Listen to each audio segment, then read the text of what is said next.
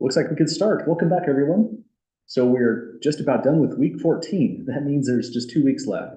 Week 15 and finals week is week 16. We don't even meet at all that week. We'll just be getting the final exams finished up. So really, there's just one more real week after this one. For this particular week, we don't have a quiz coming due. And quiz number 9 is going to be the last quiz of the entire semester. It's due across Thanksgiving break. Sorry about that. That's not the best situation. But the due date is December 4th. So if you decide to not even think about this quiz until you come back from Thanksgiving break on December 2nd, that wouldn't be too inappropriate. Quiz number 9 is based off the sectional optimization type problems. So the problems we did over here are very similar to the question being asked on quiz number 9. And with where we're at so far, we're nearly done with our chapter on the applications of the derivative. Then we're going to move into topics on integration. Really, we don't have too much more class time, so we'll get as far as into chapter 5 as the class time permits. And looking at the schedule, that means we'll spend a little bit of it on today, and then December 2nd is going to be the last day of new content. December 4th, we're just going to be reviewing for the final exam on that day. Well, any questions at all, folks, to start us out today?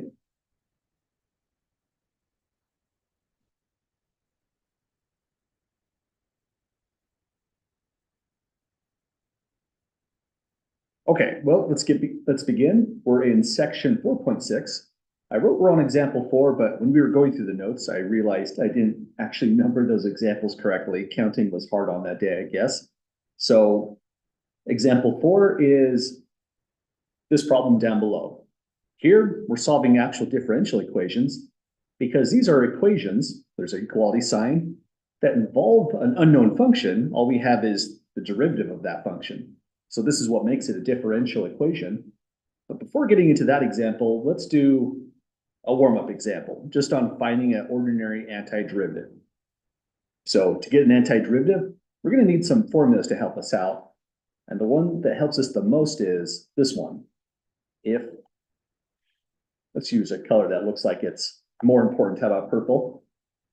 If y equals x to the power of n, then the antiderivative, it's a really long word, there we go, the antiderivative of y is a new function. We'll call it uppercase f of x to match the notation we've been working on in this document. And the idea now is we're just totally reversing the process of differentiation. So that means the new power of x is 1 higher, n plus 1. Instead of multiplying by n plus 1, we divide by it.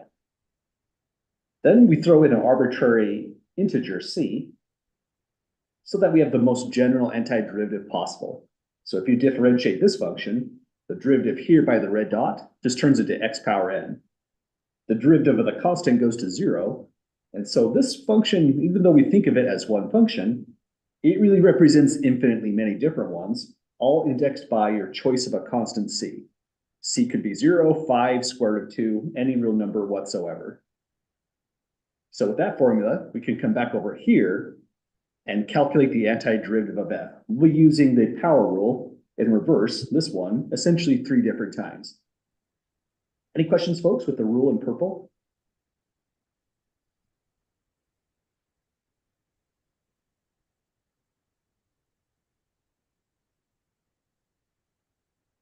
Okay, well, let's calculate this out. In finding the antiderivative, right here by the red dot, the new power of x is going to become 3.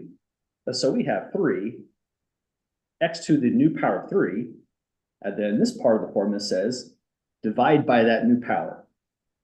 So 3 is just gone. If you wrote just x cubed on your first step, then good on you. That's what it's eventually going to turn into after cancellation. We do the same thing with 7x. We'll go plus 7. X here is to the power of 1, so we bump it up to power 2, and then just divide by 2. No simplification on this one.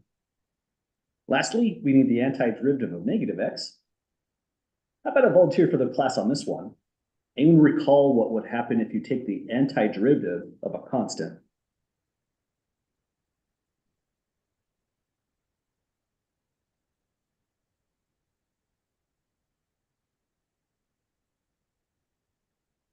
Absolutely. Good call, folks. We just essentially multiply by X, as folks are saying. Then Hunter also explained we need the constant C. Good call on that one. Actually, that constant C that you mentioned, Hunter, that's for me the easiest mistake I personally make. I very often, even when writing these formulas, forget the constant. And of these problems, Yeah.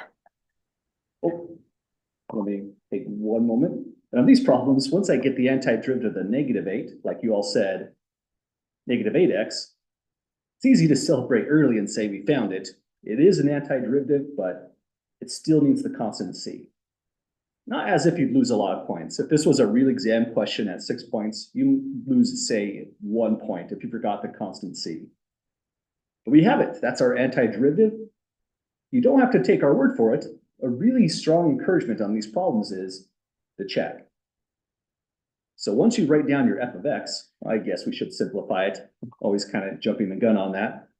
Let's simplify it to say it's x cubed plus 7/2 x squared minus 8x plus a constant. That's a better function now. In the check, we just differentiate whatever we produced. So go f prime of x. And down the line, derivative of x cubed will give us 3x squared plus derivative of x squared is a 2x. So the 2 that comes down cancels with the 2 in the denominator, giving us just a 7x. We know the derivative of -8 times x is just -8. And so that's the total result. We compare it against this function, 3x squared plus 7x minus 8. If it is exactly the same, we can write equals lowercase f of x. And then that satisfies the check right there where the equality happened. So that's our warm-up problem for the day. Any questions at all, folks, on coming up with that function or the check?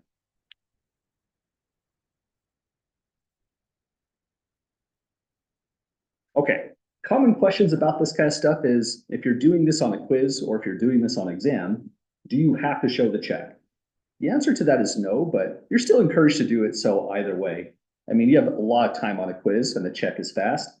In an exam situation, maybe wait till you've gone through all your problems and then come back to this one if this is a real exam question and then do the check because again, it's really rapid.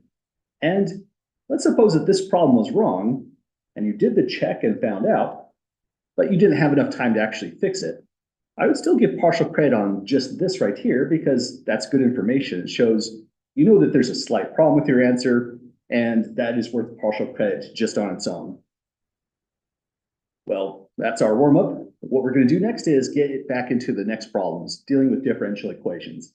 It sounds like it's something totally different, but really all we're doing in these problems is taking as much antiderivatives, just like on this problem, as is necessary.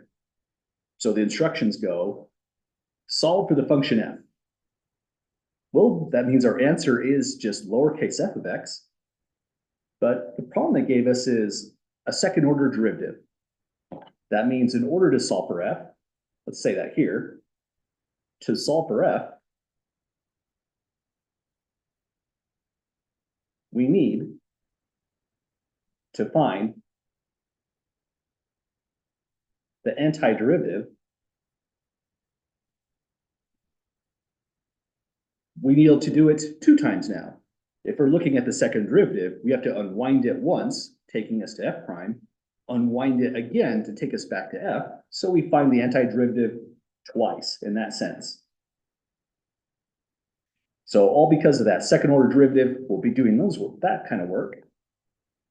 And I'm not too sure what the best color coding is. Let's go with maybe black and then blue for our final answer. Blue was our final answer for the antiderivatives in the last problems.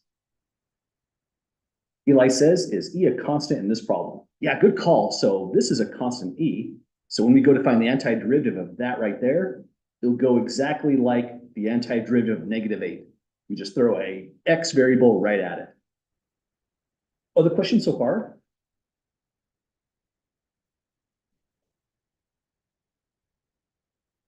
Okay, well, let's start with first antiderivative. If you started with the second derivative here, the first antiderivative is just the first derivative. And we take the same exact steps as what we've been taking all along. We'll start by writing down the constant 15. The new power on x, where the red dot is now power 3. And so we just divide by that new exponent. And then over here, as Eli said, it's a constant. So we go minus e times x. That actually looks a little funny. You have to kind of resist the urge to write e to the x, which is what we typically write. So muscle memory can make us give a wrong answer on that one. But there's still more that we have to put here to have the full antiderivative. Anyone see what's missing?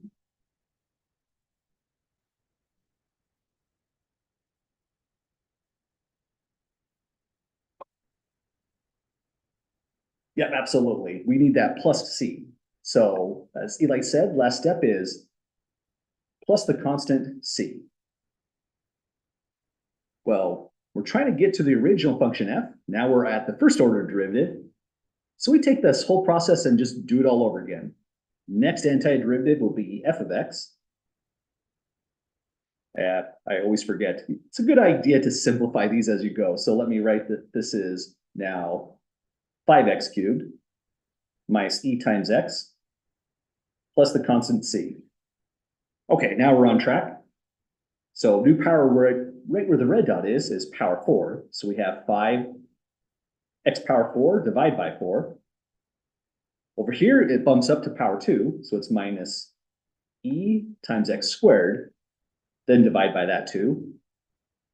And this is a constant. Just like negative e was a constant, or negative 8 in the problem above was a constant, the moment you see a constant, even if it's an arbitrary one, we have to write plus c times x. And here's our second problem. We need a new constant of integration. So we write in plus d. That's definitely kind of tricky in a certain sense, but one idea about this is every time you produce an antiderivative, you have to introduce a new constant. And we can't say c on this one, because if you wrote c here, and you already have c here, you're implying that the constant here and here has to be identical. It's not the case. They can be any constant whatsoever. They don't even have to be the same. So we need a new constant of integration d when we unwind and find an antiderivative 2 times. That's worthy to put in the notes. Each, let me spell each right first. There we go. Each time we take an antiderivative,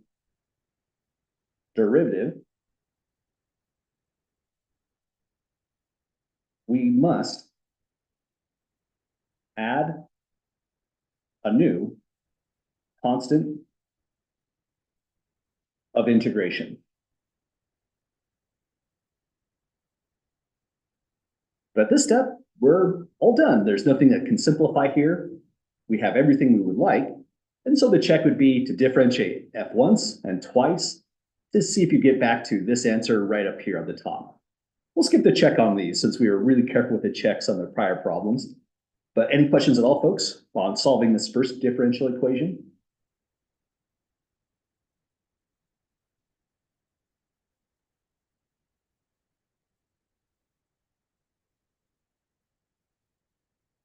Okay, well, let's try this all over again. We have 2 more differential equations that we want to look into.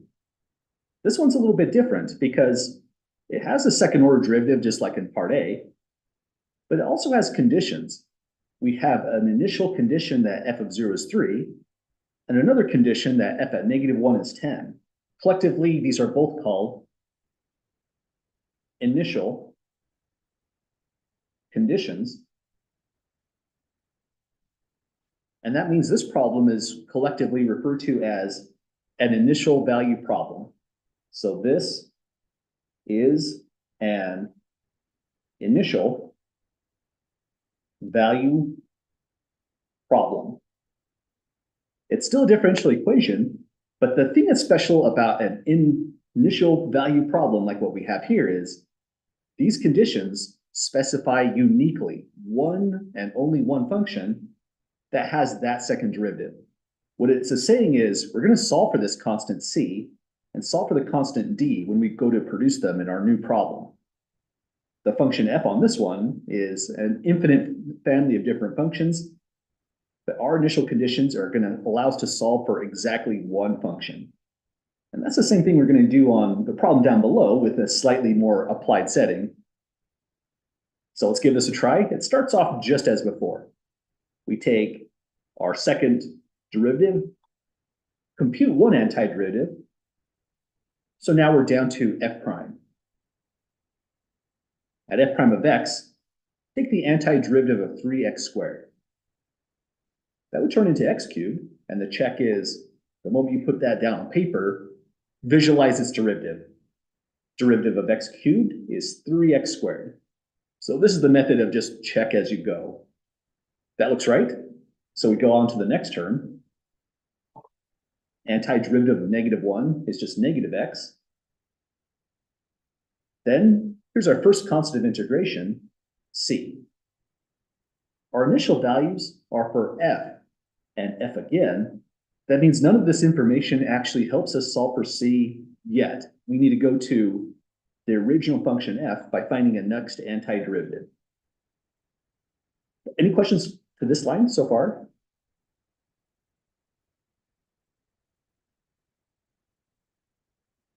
Okay, let's go and just repeat this whole process. New antiderivative will be, now it's the original function f of x, and that means these initial conditions here and here will work for this function that we're producing. Same process, the new power up here is x power 4, so we divide by a fourth.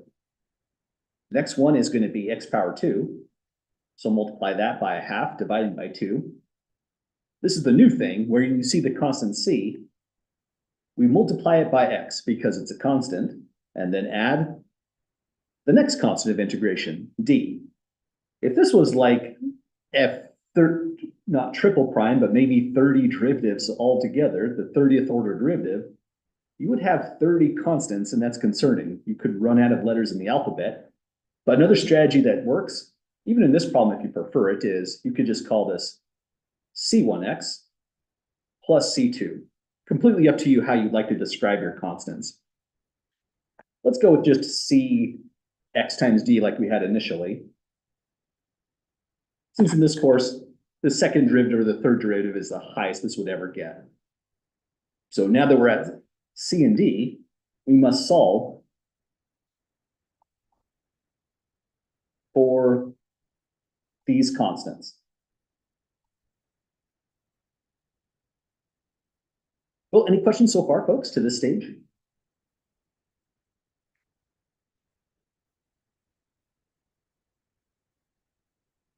Okay, well, there's two initial conditions. One of them has an input of -1. That's kind of inconvenient because you're putting -1 in all these different positions. But the other one has an input of 0.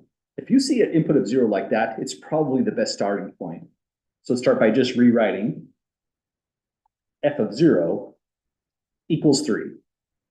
Then we make a substitution. The 0 that you see right here is a value for x, so it goes into everywhere x occurs. On this equation in blue, we'll plug in 0 to get a fourth times 0 minus a half times 0 plus c times 0 plus d. So that's the entire left-hand side, f of 0 equals 3. Let me fix my penmanship on some of these. That's c times 0. I think that's a little bit easier to see. And -1 times 0. Kind of silly to write all these in because we know they just die off. But for the sake of the notes, that's what it would look like. We immediately get the condition that d is 3 in our problem. So this is a little bit tedious. We need to update this. If you did this on an exam, totally fine. I don't mind that at all. And I totally understand it. It's a lot of copying to do what we're about to do. I can't do that on the notes because if you came back to the notes, it'd be really confusing what happened in the order everything happened. So let's write this out methodically. F of x now updates to a fourth. X power 4 minus a half x squared plus cx plus 3. By making this substitution, that was meant to be a highlighter. So all we've done at this stage is made this substitution here. Well, f of 0 is 3 is done. It's an initial condition. So we'll use this one next to solve for the constant c. Any questions at the moment solving for these? Yeah, so do you just pick like which one you solve for first based on what's most convenient? Like we chose to solve for D using, why wouldn't we solve D with f of -1 equals 10? Oh, so we started that way. Let's say for the moment, let's just put a border there. Rewrite this one using f -1 equals 10. And before we do that, you're absolutely right. We basically pick the initial condition that looks like it's going to be the most convenient in the problem. So to Okay. address your question, what's wrong with this one? Well, if we plug -1 into this line, we would get, let's see, a fourth minus a half. So I'm plugging -1 here and here. Those just turn into positive ones. Over here, this becomes negative c, and then we'll have plus d equals 10. That's not terrible, right? But the downside is this is one equation and two unknowns, both c and d. So we're not going Right. to get a value on either one this way, Oh, unless we know d is 3. So we'll put right here 3 in that position,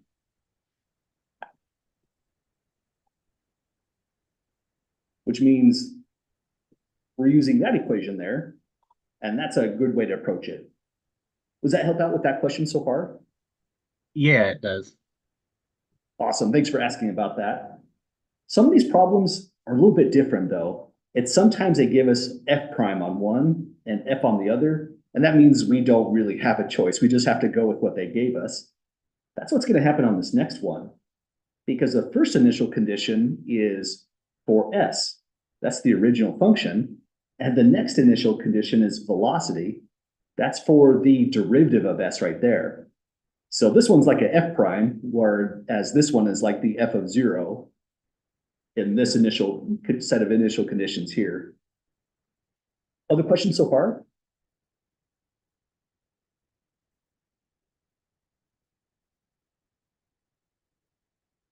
Okay, so what we've done is we've taken the second initial condition. It's the only one left, so we had to use it at this point.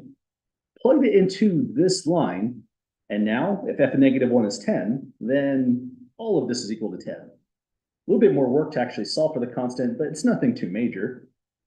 A fourth minus a half is the same as a fourth minus 2/4. We have minus c. We can subtract 3 from both sides to get 7. Now on the left, it looks like we have a fourth minus 2/4 for a -1/4. Minus c equals, we need a common denominator, so multiply by 4/4 to get 28/4. And that finally means, let's see if I can get this in enough steps. Negative c equals, add -1/4 to get 29/4. To go right now, kind of painted myself in a corner there. So that means c equals -29/4 altogether, provided I did all that arithmetic right. Let's double check this in Desmos just to see if we really nailed it. So I'd be taking 10 minus the 3 plus a half minus a fourth. We get 7.25, and that's a totally fine answer. It's an exact value. But if this was a repeating decimal, you might actually need the fraction in WebAssign. So I learned this cool trick. If you press this button in Desmos, it in fact does give you the fraction. Let's see, and I'm concerned mine's negative. Oh, that's because I subtracted. Oh, hang on. Let me show you why it's negative. It's because I subtracted a half, or excuse me, added a half, subtracted a fourth. But that means I'm at this line. Negative c is 29/4, that value. Then multiply to get -29/4. A little bit annoying with that constant, but that's good practice, whatever that stuff comes up. To express our final answer here, we'll use the fancy triangle pyramid as a way to say therefore. So therefore, by all of this work, f of x is a fourth x power 4 minus a half x squared Here we make a new substitution for c. It's negative 29/4 times x plus 3. So that last substitution there came from that position. What we did, folks, we solved an initial value problem now. It is an ordinary differential, it's an ordinary differential equation like in part A, but the only thing that's different is in part A, we left this unspecified. So this is a whole collection of functions that satisfies the original differential equation. But this function is the one and only one that has the right second derivative. And if you plug in 0, you'll get 3. If you plug in -1, my claim is you'll get 10.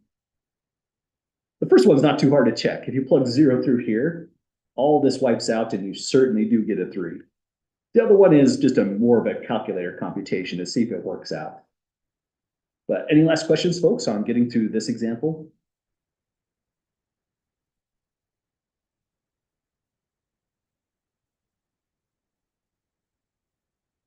Okay, well, this takes us to our last problem of all of chapter 4. It's an application, but really it's just kind of a rehash of what we're doing right here, finding antiderivatives. And one question you might have is, why do we care about antiderivatives so much in this section? My one application is just this, finding a position function with a known acceleration. It does have some good applications. I mean, if you drop, say, a pencil maybe on a building 100 feet high, use acceleration due to gravity, which is negative 9.8 meters per second squared, then you can use an initial height, an initial velocity, to actually say, what is the position at any time t? How long does it take for it to hit the ground? What is its velocity on impact? All sorts of fun things. Here, it's a little bit more of a simplistic application. The particle is moving with a given data. So imagine something maybe like in the Large Hadron Collider, a proton particle just moving on a track. It's moving with this acceleration in one dimension. And we want to find its position at any time t. So that's our one application of antiderivatives. But we can do a little bit better than this. Let's pause here just for a moment to give some better motivation of why we care for antiderivatives. It's more about what's going on in the next section, 5.1. In the next section, 5.1, we're trying to find an area under a graph. So an area bounded between x equals a, x equals b, bounded by the x-axis, this part right here, as well as by this curve, y equals f of x. Let's put this in our notes right now, just to give, again, some indication of why we care so much about antiderivatives. But that's going to be tricky. Let me move this down this way. So we'll find out pretty rapidly in chapter 5 that although this is a pretty tough problem, finding the area of this bounded region, there is a really, really remarkable result that gives us this area very fast. We'll say here, if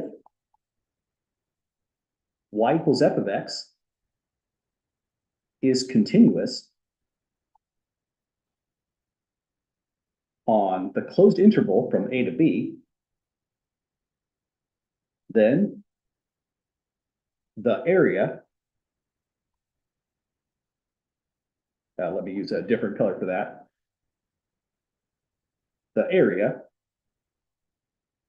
of the region S above is f of b minus f of a, where f is an antiderivative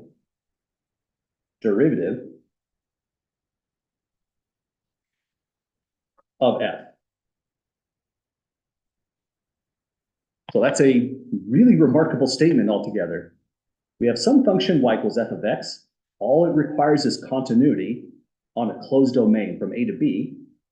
And if you can find an antiderivative of that function f, we always call it uppercase f of x from these notes, then this whole area from a to b only depends on the value of the antiderivative on one boundary point, that's f of b, minus the value of the antiderivative on the other boundary point, f of a.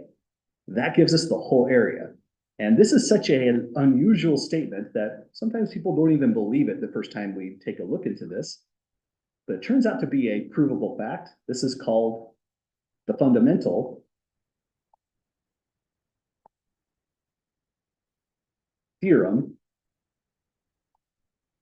of calculus.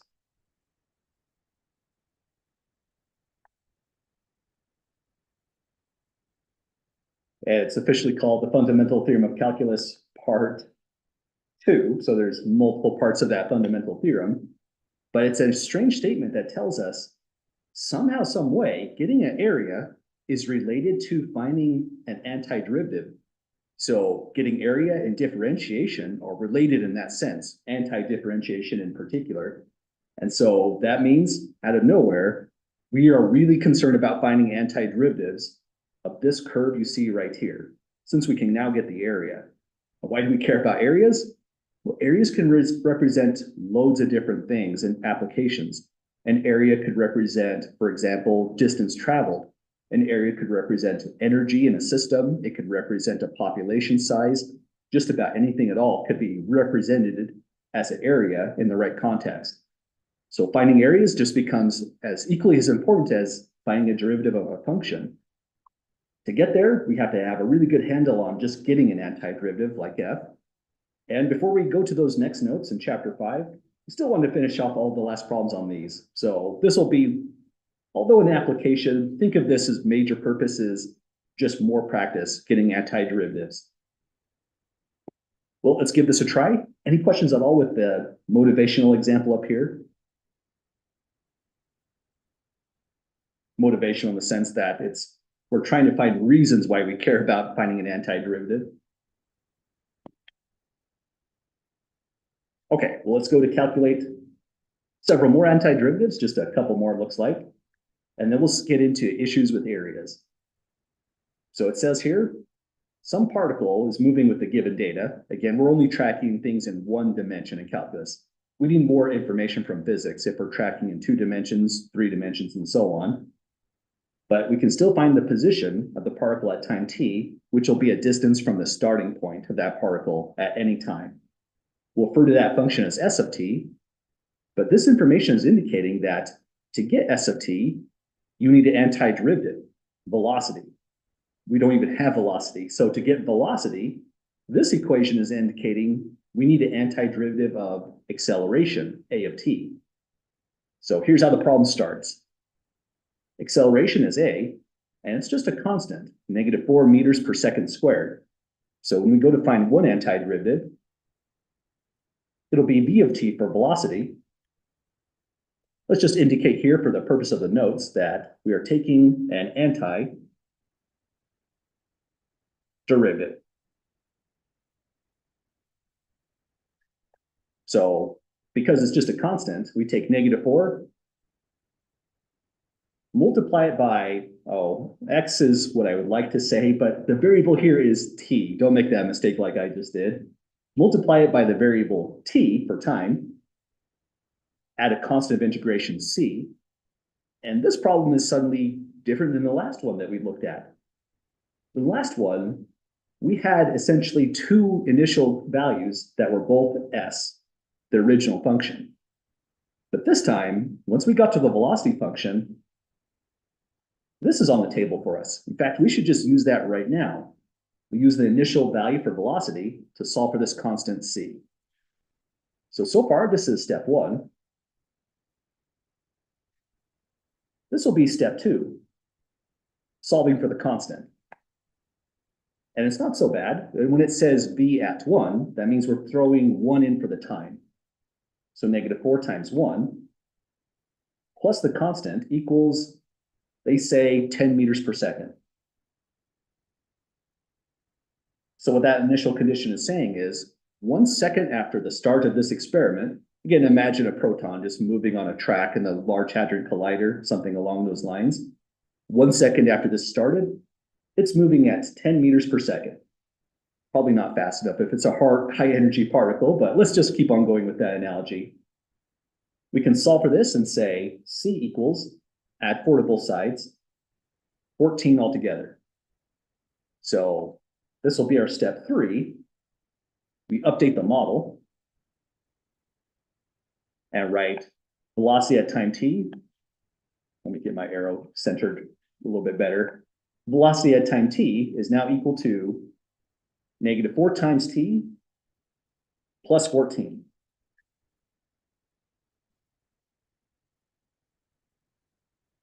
I need to remember to not use Control Z on this computer. It deletes things out of order, which is the weirdest feeling ever. Okay, so that's our step 3. And now to get to the position function, we just do one more antiderivative. Any questions so far?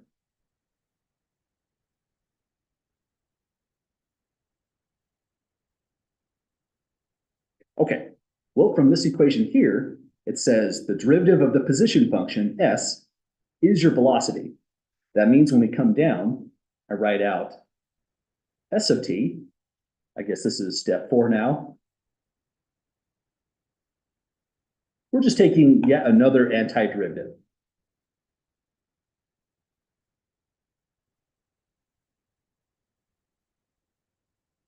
So same game as before. Anyone see what the antiderivative should be of this total function? Any volunteers for the whole answer on that one?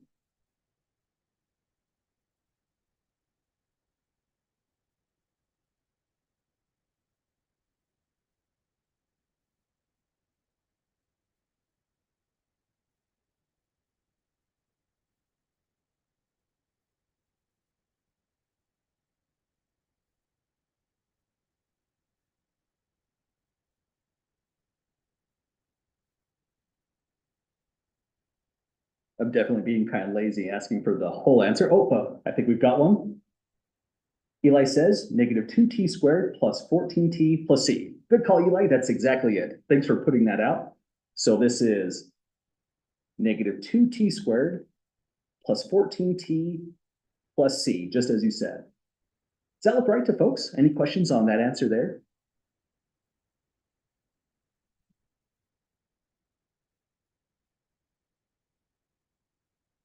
Okay, well, it looks like we're just about there, but there's a 5th step because that constant c needs to be solved for. It says S of 0 is at 1 meter. So when this experiment started, the particle was 1 meter away from the origin on a horizontal axis because we're tracking 1 dimensions. So let's write out just one more time. S of 0 equals 1. Solving this is going to be step 5. Not as bad as it looks like. A lot of people are going to look at this and say, oh, C is just a 1 right here. No big deal. But just in case there's something else like S of 5 equals 1, it's good to write this out methodically the first few times you're doing these kind of problems. So that 0 gets inputted in for t. We get negative 2 times 0 plus 14 times 0 plus c. It's set equal to 1. So like we said, it's done at that stage. C equals 1. And the last thing to do here is just update the model one final time. So here's step 5. We rewrite S of t equals negative 2t squared plus 14t plus 1. And I think this one deserves a box because we have information kind of everywhere on this problem. That's what we were going for when it said, find the position of the particle at any time t. So this describes our particle for all of time. Well, any last questions, folks, on coming up with that result down there?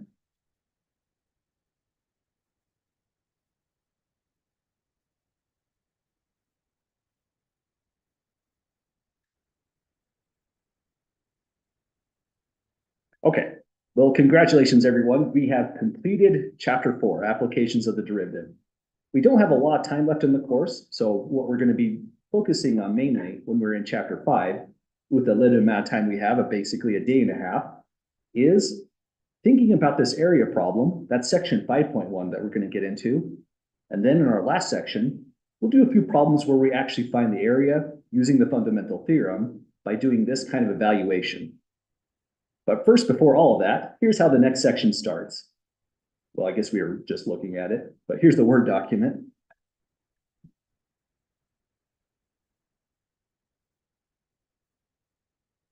Okay, so we're back to an area problem. Our course started off with a tangent line problem. We were trying to find the slope of a curve at any specific point. It turned out the answer to that was a derivative, but the derivative itself was a limit. That's why we had to do all that work, understanding what limits are, how to work with them and such. Now, when we go to find area, we're going to see that this is a limit as well. So it says we begin by attempting to solve the area problem. We're trying to find the area of the region S, where it's bounded as specified by x equals a vertical line, the other vertical line x equals b, y equals 0 is this horizontal line, but that's just the x-axis, and the curve y equals f of x. So that's what bounds the region S. And now thinking about this, we described what the real answer is, but that's using a really heavy-hitting equipment, the fundamental theorem. To kind of get a better idea of what's happening with the fundamental theorem, here's how the problem will start from scratch. This is the way the problem was attacked back in the day before people like Isaac Newton and Leibniz came around.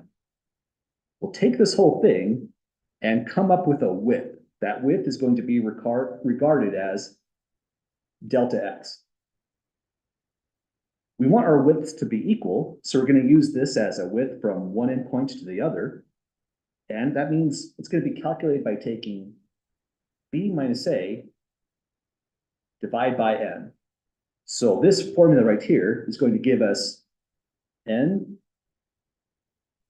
equal widths or width intervals. So our first value is going to be a. We call that an x naught when we go to write out our intervals. Then we go from x naught and add delta x. Takes us to a new position, x1. Let's rewrite x1 is x naught plus delta x. So all I'm really conveying with that equation is the distance from here to here is delta x. Then we just do it again. x2 would be in this position. x2 is the prior value, x1, add the equal width, delta x. Looks like we have an x3. Pretend that these are all equal width. That's kind of hard for me to do by hand. So we use our imagination a little bit with these things. These equations over here are just saying add delta x to get to the next values. So x3 is going to be x2 plus delta x. And that takes us to b. We'll call that x4. x4 is x3 plus delta x. And this is going to be our partition of the number line from a to b. Because we ended up at x4, this is a picture when n equals 4 intervals. So this is what we do next with those intervals. We place a rectangle. It makes sense, right? If you put a rectangle on this, it may not fit the picture perfectly, but we can at least calculate the area of a rectangle exactly. It's just base times height. So here's our first approximating rectangle. Let's say it takes a height here.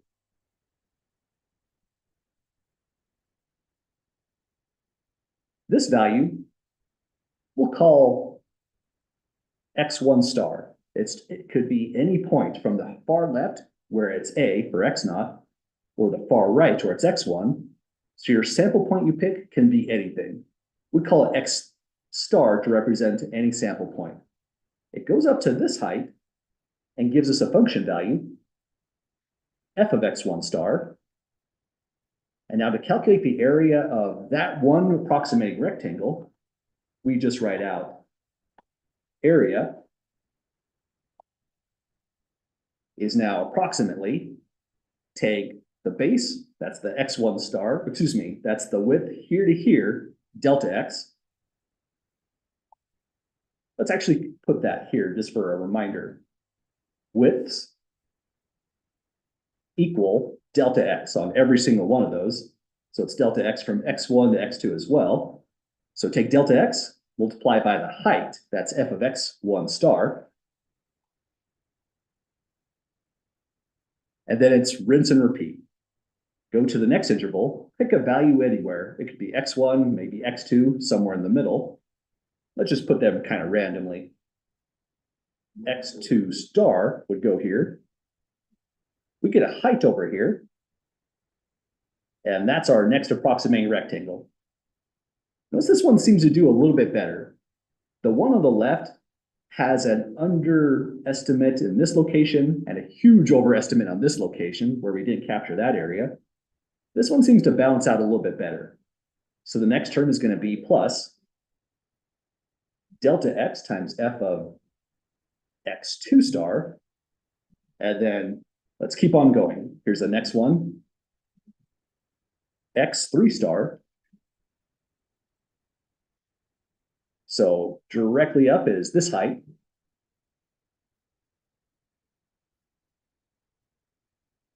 Next rectangle has area delta x times f of x3 star. And one more. Let's just place it here, x4 star. You go directly up wherever you place that tick mark until you hit the curve and draw your next approximating rectangle at exactly that height. The height of this little dot we put here. So it have to go horizontally to the left, horizontally a little bit more to the right. And that's our last approximating rectangle. Delta x times f of x4 star. It's not a good approximation, but if you need a back of the envelope, really rough approximation of the area of the region S, that strategy does definitely work. It's kind of inconvenient to write delta x this many times, so what we're going to be doing in this section is rewriting this as delta x, f of x1 star, f of x2 star, f of x3 star, plus f of x4 star. So this is still the approximation of area. Well, any questions, folks, with the idea for the problem so far, finding these areas?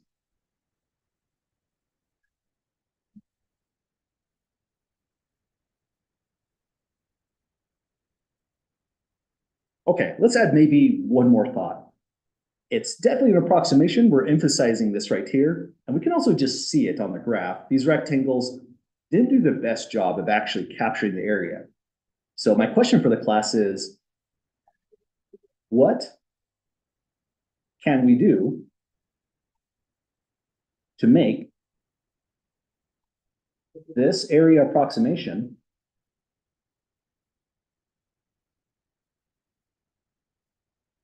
better? Let's zoom out to see more of the problem. Anyone see a strategy to get better area than what we see here? Would it be making smaller intervals or more intervals? Good call. In fact, the both things you suggested would do the same thing. We want smaller rectangles for sure. And to get the smaller rectangles, you can make n larger. Delta x gets smaller and smaller as n gets larger and larger. But making n larger means you're getting more and more of these rectangles. So what we really want to say is take the limit as n goes to infinity of the sum above, which gives rectangles of widths delta x. Again, this is by formula b minus a divided by n. And in the limit, if n gets larger and larger, in fact, we want n to go to infinity. This is going to give us the exact area in the limit, just like when we were taking the limits of things to get the actual slope of a tangent line. We have to take the limit of this time of rectangles to get the exact area. And as n goes to infinity over here, the width goes to 0 as n goes to infinity. So our rectangles are going to get so fine that in the limit, their width is 0, but these computations still work out, even with infinitely many terms. That's kind of remarkable. And that's what approximates the area. It's a heck of a process, but the good news is when we practice this, we're usually going to be around 4, 3, maybe 5 intervals, so it won't be too bad. Then we'll see what the formulas look like as we let n go off to infinity. But before we get too far, we'll eventually say this problem can also be solved by doing this. Again, it's really remarkable that breaking this up into a limit of approximating rectangles in their areas is the same as finding an antiderivative and just looking into its values on one endpoint. Oops, didn't mean to do that. And the other endpoint. So that's what's going to happen once we get more and more information on how these limits work out. But in these notes, section 5.1, we're really just practicing with areas, getting used to these ideas. So we're not making any huge leaps of logic so far. Well, what we're going to do next is look into an application right away. And I think that makes sense because if we're working really hard on calculating these areas, we need to know the reason why we're doing that. It's to solve these kinds of problems.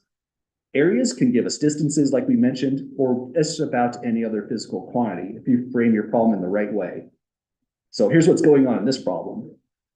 We have the velocity of a car accelerating from rest to a speed of 120 kilometers per hour. Kind of unfortunate units, but we'll work with them. Over 30 seconds is shown. So we have time as our horizontal axis. Our vertical axis is going to be velocity at time. So what this curve is giving you is just the readout of what your speedometer would have been at these different time intervals altogether. So we're told it starts at rest. That's why this has a point at the origin at time 0, 0 velocity. Beyond time 0, the person hits the gas, looks like pretty heavy in a way, gets up to 120 kilometers per hour in 30 seconds. Actually, I don't think that's too fast, but let's suppose it's fast for some people, I guess. So that's our problem so far. Let's make this a little bit bigger. So we're being told to estimate the distance traveled. To do that, it's not a bad idea to just recall some formulas. We use in algebra this formula a lot. Distance equals your rate of speed, your average rate of speed, times the amount of time that you were going that speed. This formula is great, but it doesn't really help us too well on this problem because the rate of speed changes at every moment of time. And we don't necessarily want to calculate the average velocity. We want to work with just this velocity curve itself. So we can still make this work, but note it says use 6 approximating rectangles at right endpoints. And the reason we want to do that is if you put down a rectangle, let's just put this one here really quickly. The rectangle is going to be a time value, that's the horizontal width, times a rate of speed, that's the vertical height. So the area of that rectangle is time times rate. So that will represent distance traveled. So that's the idea in this problem. So to get started, we need to come up with the 6 approximating rectangles. Let's begin then with delta x. Like the formula we cited on the top of these notes, it always goes the same way. A value b minus a value a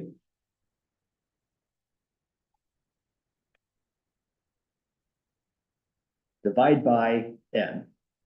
B is always the upper value, so the 30 seconds there would be b minus a is the lower value.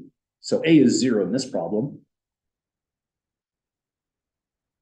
The problem said 6 approximating rectangles. So from this line right here, that's telling us n is 6 in this problem. So we divide by 6, and now we've got delta x equals 5 seconds. So that's going to be our width, and that looks about right. If we go here, that's just a natural breakpoint of the problem. So 5 seconds is going to be x1, 10 seconds is x2, 15 seconds is x3, 20 seconds is x4. But let me write that in where we can see this is getting kind of dense. 25 seconds is x5. And 30 seconds, we call it b when we're thinking of the interval from a to b, but we also call it x6 when we're doing approximating rectangles. But like we mentioned, there's some really unfortunate units here. If we're trying to find, let's see, the estimated distance, but the problem gave us kilometers per hour over 30 seconds, we need to make a unit change.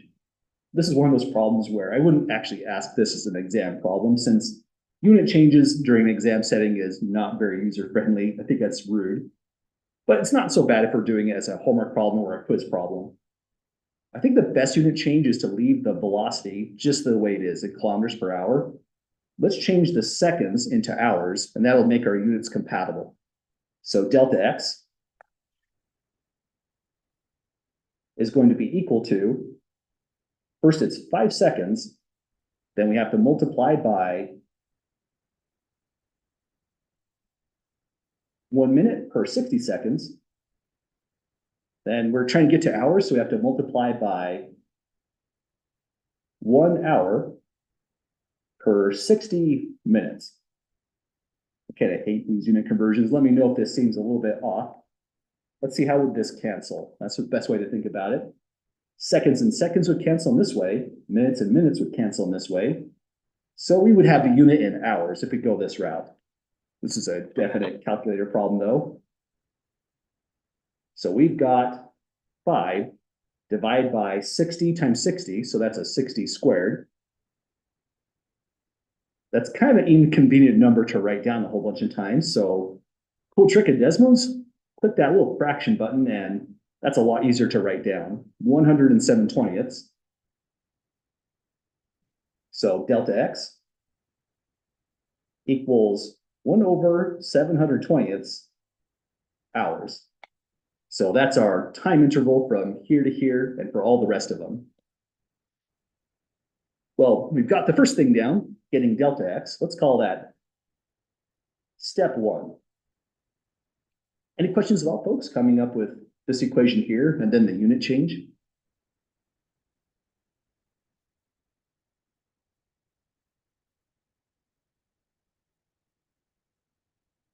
Okay, so next thing we're going to do is, let's take a look at this line.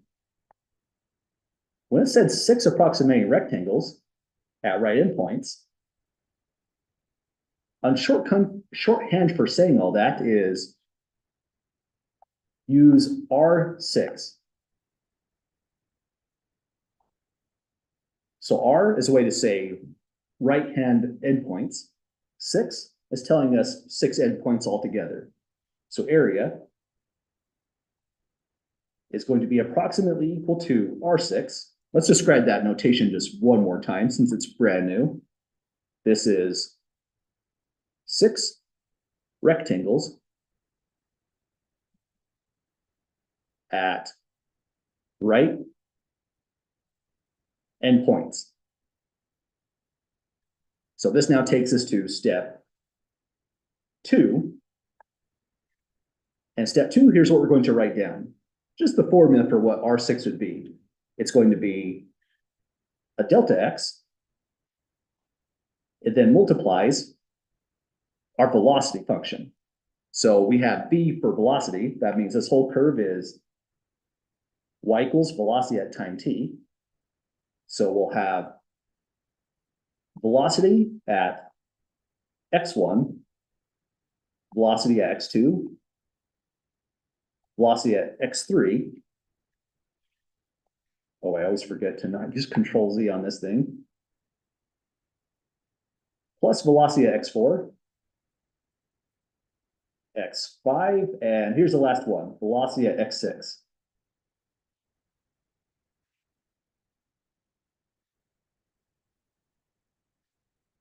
don't like that 6. Let's fix that thing as well. Okay, so here's our formula for getting the area of a graph where the function is v using right endpoints. By right endpoints, we mean our sample point, the one we're going to start with, is x1 itself. So we have next in step 3, the following line. We're just going to evaluate this formula with all the information we have. So our area is now equal to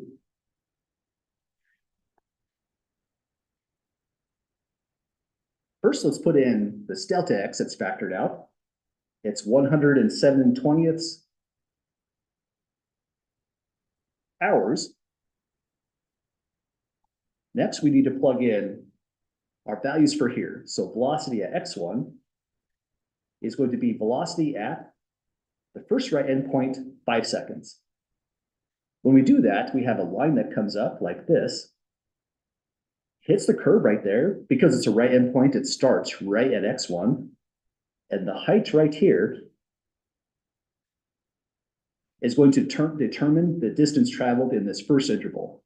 It's a huge overestimate, but as we go off to the right, the estimates might improve a bit more. We'll see graphically how they go. The next one's going to be plus v at, well, if our delta x is 107/20 hours, but we're using a graph in seconds, we can still use this delta x. So the next one will be velocity at 10 seconds. Let's describe what we did here. Plus delta x at 5 seconds. So that's our next right endpoint here at 10. We get a next approximating rectangle that looks like this. It's still an overestimate, but not as bad. Just rinse and repeat. Next one is velocity at time 15. So we go to 15. That's our next approximating rectangle. Velocity at time 20 is this height. Multiplying by the width of 5 seconds, we get this area. But we're really multiplying by 107/20 with the right unit change. Not too sure how I did that.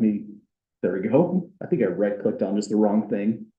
So next one is velocity at 25 seconds. Let's go to 25.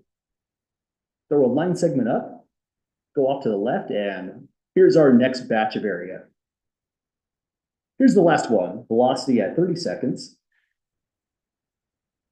And this one looks like it's going to be the best approximation. What's making it a pretty good approximation is once you get way out here, the tangent lines are getting more and more horizontal. Once they're perfectly horizontal, the curve isn't too different from the actual rectangle any longer, and the approximation does a great job. Way out here, though, the tangent lines are becoming very, very steep. That's why these are really bad approximations over here. But we just about have everything we need. Step 4 is just to do the valuation. Before we go to those last steps, plugging in numbers and cranking them out, any questions so far, folks, with this development?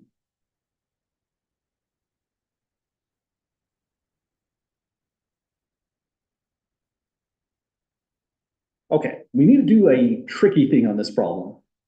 If this was a real exam question, you're going to have to estimate these values from the graph you're given here, but it's nothing major. As long as you give me numbers that are within the ballpark of what we see on the graph, you can never lose credit on these kind of problems. But let's try to do our best to approximate all this. It is in kilometers per hour, and it looks like the step size is by 20 kilometers per hour. So let's write these in just to get a better feel. It goes 20, 40, 60, 80, 100, and then this one, well, they told us it goes up to 120 kilometers per hour, so it should be 120, this height right here.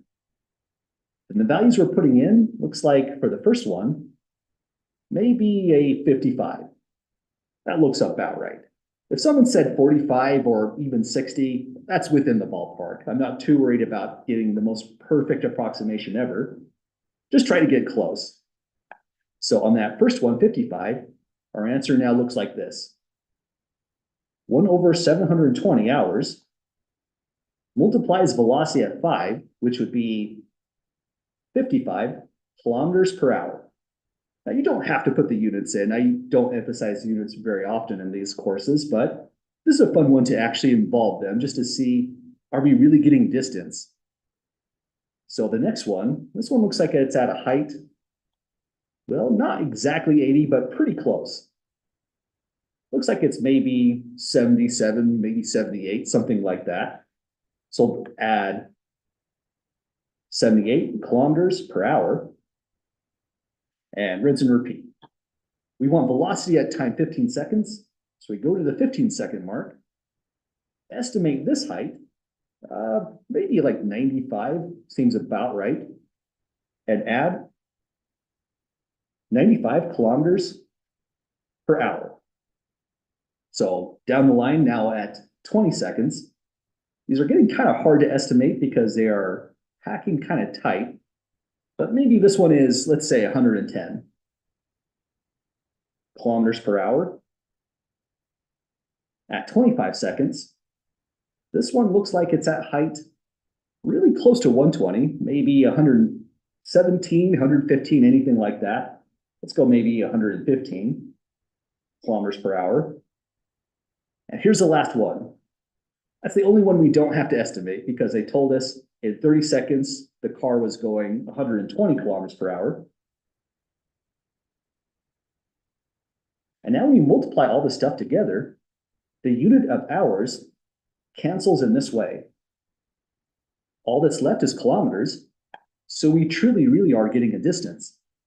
So this is going to be equal to whatever this result comes out to as in the calculator. Let's put this all in one line and see what we get. So I have to click there to start this off. 1/720 is going to multiply 55 plus 78 plus 95 plus 110 plus 115 plus 120. So to 4 decimal places, we have 0.7958 kilometers equals the approximate. We have to remind ourselves that this was a pretty crude approximation. We've overestimated on every one of these rectangles, but nonetheless, it's still the approximate distance traveled. We doubled the intervals instead of, say, 6 at right endpoints. Maybe we did 12 of them. We expect this to go down. Maybe not by a lot, but it'll become more and more accurate the more intervals that we put in. There's a larger question. Is this estimate of distance an overestimate or an underestimate? And that's a major reason we took all that extra time of actually drawing these rectangles, because determining if you have an underestimate or overestimate is really just purely by this picture here. All of these rectangles overestimate the red curve. The exact distance is the area right under the red curve. So we'll say here, this is an overestimate.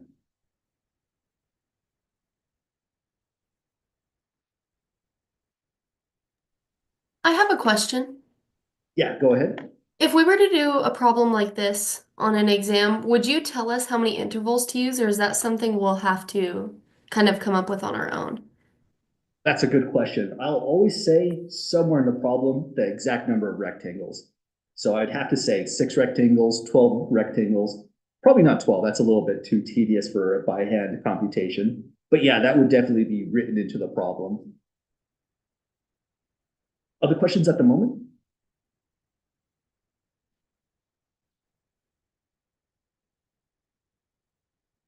Okay, well, we've done the area, done at right endpoints. What we look into next is doing something at left endpoints for the next change, and another one at midpoints. After that, we'll be looking into sigma notation. Idea with sigma notation is, you might have noticed, it's just tedious to write out this plus this plus this, so on, even if you're only doing it 6 times. So this is a notation to write down a repeating sum in a more compact way. Then we'll look into the formal definition of the area. It's the limit of these sums right here. We'll later on call them Riemann sums. And that gets us closer to defining the fundamental theorem of calculus, this process right here of computing the areas. So this will be our next question. I don't think we should attempt this question in 5 minutes time. That's a kind of definitely a race. So we'll come back to this one after the really long holiday, review what we did over here, and then start on the next area of problems. Well, any last questions then, folks, before we call it a day?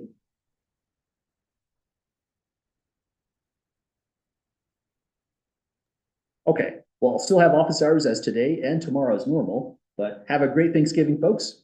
Stay safe, and we'll come back in a couple weeks' time. Take care. Sorry, I should have asked this, a couple seconds ago, but when will you be releasing the study guide for the final? I tend to do that right before going on to the actual holiday. So I will be working on it on Friday, the 22nd over through the 24th. Should be posted pretty soon, but I would say the 24th or the 25th at the very latest. Okay, perfect. Thank you. And then I was also going to ask you, do we have to take the final on Monday, or is that a little lenient? It is lenient, yeah, just like with the other exams. Absolutely. Okay, because I have chemistry and ecology on Monday, so I was hoping to not have them Yeah. stacked up. Yeah, you'd be welcome to take it on Tuesday. That'd be just fine. Okay, perfect. Thank you so much. Yep, absolutely. Any other questions at the moment?